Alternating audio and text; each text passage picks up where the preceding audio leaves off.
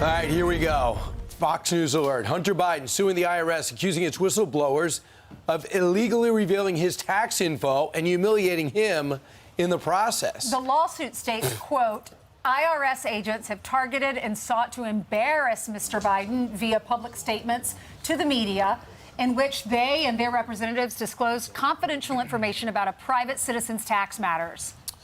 Attorney Tristan Levitt represents one of those IRS whistleblowers, Gary Chaplin. He joins us right now to react. Counselor, thanks so much for joining the program. I guess the big question is, do you guys take this as witness intimidation?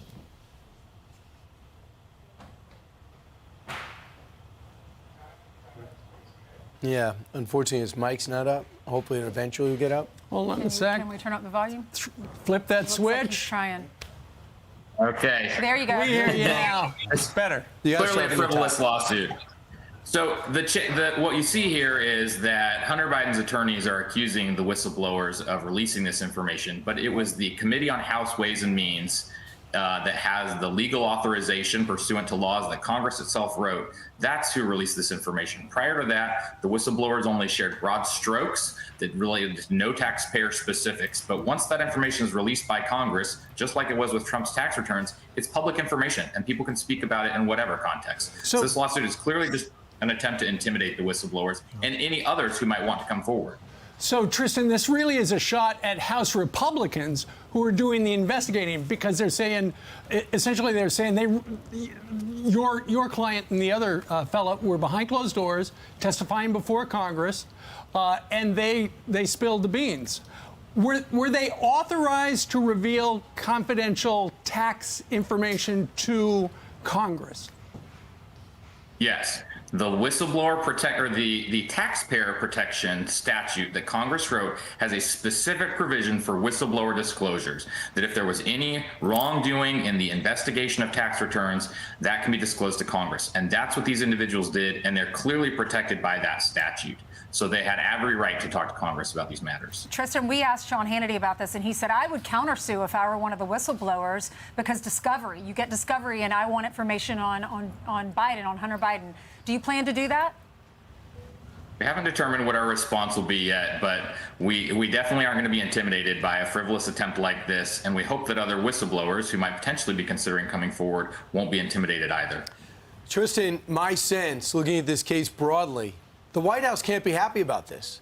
More additional attention on taxes somebody didn't pay, on deals they claim they didn't have anything to do with, on an investigation that is pursuing, should it exist, a relationship between Joe and Hunter. Now they just put the jet fuel on this.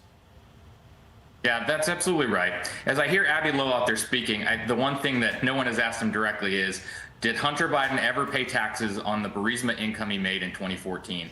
Because despite all the talking points about how these taxes have been paid off or how this is something that the government shouldn't be investigating, he can't deny that simple fact. And so I think this does draw attention to those. And that money and how it came about is clearly a focus of congressional investigators and those considering impeachment at this time. Counselor, can you speak to the fact that your client has said here on Fox that they tried to go through the normal process with the leadership within the IRS? This was a final step to become a whistleblower. Can you talk about what type of pushback that they received from their superiors? Yeah, and it's important to understand the law. My background is in whistleblower protection. President Biden actually nominated me to the Merit Systems Protection Board because of that expertise, and I was confirmed by the Senate. And so it's important to understand that you don't have to go to Congress to be a whistleblower or to have made protected disclosures.